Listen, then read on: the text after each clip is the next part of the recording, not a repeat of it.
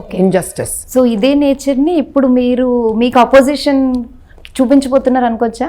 నేను బ్రహ్మాండంగా అదే తిరుగులేదు, వచ్చిందే చూపించడానికి ఇక్కడికి. ఓకే. అంటే 40 ఏళ్ళ నుంచి గెలుచుకుంటూ వస్తున్నారు. సో ఏంటి మీకు ఆ ధైర్యం ఏంటి? ఎలా ఓడించాలనుకుంటున్నారు? ఇప్పటి వరకు ఎవరు ఓడించలేదు, మీరే ఎందుకు ఓడిస్తారు? ఏంటి మీ దగ్గర ఉన్న స్ట్రాటజీస్ ఏంటి? చాలామంది చరిత్రలో అప్పటి వరకు ఓడిపోలేదు అనుకున్నాం. అది ఓడిపోయాక అమ్మయ్యా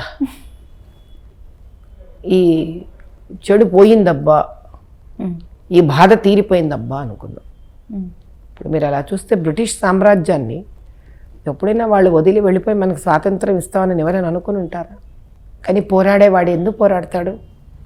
నేను తెచ్చే వరకు నిద్రపోను, దేశానికి స్వాతంత్రం ఇచ్చే వరకు నిద్రపోను అని పోరాడేవాడికి తెలుస్తుంది. ఇంకా ఎవరికి తెలుస్తుందండి? తన మీద తానుకు ఆశ చచ్చిపోయిన వాడికి. ఎందుకంటే ఈ పర్టికులర్ కాన్స్టిట్యువెన్సీ ఇది పొలిటికల్ కాన్స్టిట్యువెన్సీ కాదు. ఇది మనందరం తెలుసుకోవాల్సిన ఒక విషయం ఉంది. మిగతా 17లో 16 అన్ని పొలిటికల్ కాన్స్టిట్యువెన్సీస్. ఈ కాన్స్టిట్యువెన్సీ పాలిటిక్స్కి సంబంధించిన కాన్స్టిట్యువెన్సీ కాదు. దీన్ని మన దృక్పథంతో చూడకూడదు.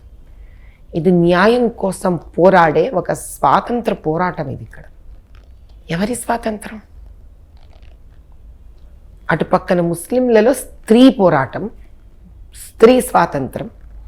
ఇక్కడ హైందవుడి వాళ్ళ మాట, వాళ్ళ భావం, వాళ్ళ ధర్మ కాపాడుకునే హక్కుల. సో ముస్లిం మహిళలు మిమ్మల్ని నమ్ముతారనే నమ్మకం మీకుందా?